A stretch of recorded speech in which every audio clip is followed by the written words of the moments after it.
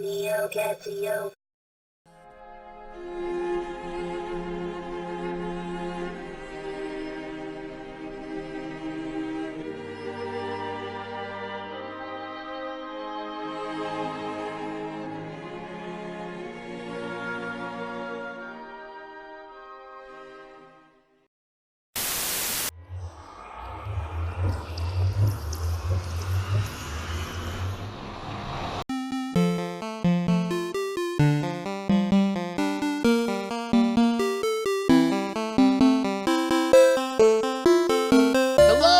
Minecraft, hello, Minor Apocalypse. I'm Neocatzeo, and this is Riverfire, a city that I recently went to, and it's got a lot of bunch of stuff, and it's really cool, and there's a lot of really nice things to say and see in Riverfire, and they offered to give me a tour, so I'm going to get a tour of Riverfire. The tour has begun. The first thing they're looking at here is one of the shops, or a couple of the shops rather, in the center of town. Yogalicious is so happy and so proud of this. He hangs out here all the time. They sell fish and flowers and stuff like that. There's a farm in the center of town, so everyone has access to all the food that they can eat, and everybody's happy and everything is great. In the center of town, Yogalicious has made his house, probably one of the oldest houses in town. That's usually how it goes. The land value must be amazing. He must pay a lot in taxes. Another store, Cecilia's Cake Store. I think there's a cookie there too. Very nice looking. I like the way they made the fridge in the back there with the clever use of the door. And here is a windmill in the center of town. Very nice, very well constructed. It's got some great placement. Hipster has made a very small house here. Let's take a look. Not much on the outside. No furniture. He hasn't even moved into the house yet. Wonder where he is. Oh, and City Slayer has made a house. Again, not too much on the inside, but still looks really good. So many streets. Look at this place. I love the atmosphere. It's so great. I have no clue where I am right now. Here's Cyver's house. It looks so great on the outside. I like the triangular roof and everything. Indoors, look at this. It looks lived in. I like how he's put a lot of furniture and different little doodads on the inside of the house here. And it's got a great space on the top. One thing though, same material on the ceiling and floor. Bit of a faux pas. But overall, he's done such a great job with the place. This next place is pretty interesting too.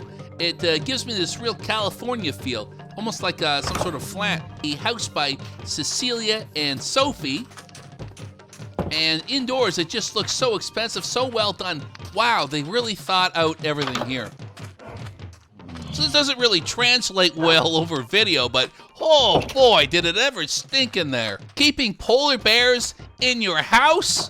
Great idea on paper. Hokey Fan has made a house in town here. Again, it looks fabulous on the outside. Inside, I'm liking the carpet, and I like how he's got a mantle there. No fireplace, though. No furniture. Upstairs, looks like he sleeps in the attic, but he's got a great window. Classic Hokey Fan. Very excellent house. I like it. Next up, they show me a spot for their honor dead. Just kidding. Apparently, they have a problem with people breaking things. They've got a graveyard set up. There are so many streets and paths and places. You just get lost in this place. It's just incredible. I love it. Look at the view of this place. All the little lights. It's such an incredible place.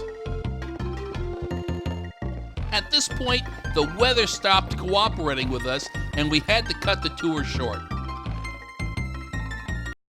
Okay, so it's been raining for several days now, and it hasn't let up. They tell me that I've arrived at the beginning of monsoon season. What terrible luck!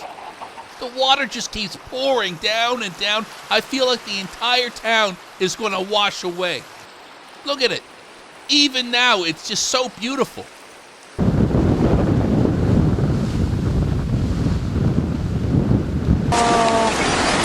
Oh no! Cecilia's Cake Store! It turns out the weather wasn't actually that bad, and the guys have agreed to resume the tour. So let's get started. Such a beautiful and majestic place to live in. Wow, look at all the carved stone. So this looks like some sort of Mayan Aztec ruin, and on the inside, it's a Spleef arena actually working. Pandas. There's pandas everywhere. They've got a few, more than one panda reserve in the middle of town, and we can't get too close. We don't want to disturb their natural habitat, but with all the bamboo, I guess there's wildlife. We are in the middle of a jungle. Do the pandas live in a jungle? All right, so we got a lot of pandas here. Excellent, very pretty. The SBA have an embassy in town here. It looks pretty good, so busy. Really good use of different materials, stone and wood. And they're not here right now, but it looks pretty good. It looks pretty nice. Good foyer. I don't know if they process any paperwork or anything like that. Making an embassy in a town is great for diplomacy. It also gives people an excellent excuse to make a crazy-looking building. Let's take a look. Oh, it's a tavern, and look how great it looks. Very wooden, very old-fashioned, and just a joy. Oh yeah, so here's the community center right here. A few places to put some odds and ends, cook up a few materials. Pretty cool. I'd imagine the residents have other areas, though, for their really important stuff. Such an incredible place they've built here. So this is Cecilia Park, and what this area does is makes good use of all of the plants and wildlife here. Some sort of a bridge here, and more pandas. Look at that. And some sort of jungle cat. We got a chance to get up and close with some pandas here, and it turns out, yeah, they like bamboo. I'm told that the pandas are fed a regular diet of bamboo and Diet Coke. When I asked, why Diet Coke and not water? I was told they do it ironically. Jesse Boojaloo's? That panda has a name. This next area here is a library. They told me to be quiet while I was inside. I don't know if that's even possible here, but it looked like a pretty cool place. Very well designed. There was no enchanting table in here though, so a bit of a missed opportunity. But overall, great, pretty good idea, good build, and I like the layout. So we're on the outskirts of town here, somewhere, I don't know where, but by the water here, someone has built a forge, and it looks and feels like a forge. I like how the flames are behind that grid there. Such a great use of trapdoors. Some sort of a gate here, and wood fences kind of blocking it off. It looks like some sort of a portcullis. And we have a cobblestone sculpture of a dragon. And I guess the brush is kind of in the way, but it looks pretty good. It's very well done. We can't really get a good look at it though. One of the sources of the beauty here is everything kind of is so close and overgrown, and unfortunately works against the stone statue here. This place here is based on furnaces. Entirely around the idea of furnaces. A house based entirely on furnaces. Such a great use of the idea. And there's just so much more to see. Every angle has, like, you can just see something peeking out of the distance that would be just incredible to look at. So here's a tower, and up at the top here, wow, you get a good look at the whole city, and you still have no idea where you are or where anything else is. That's like part of the magic of this place because of how overgrown everything is. Nothing gets boring. You're always exploring and seeing something new, and there's so many separate small little areas that have got their own treatment.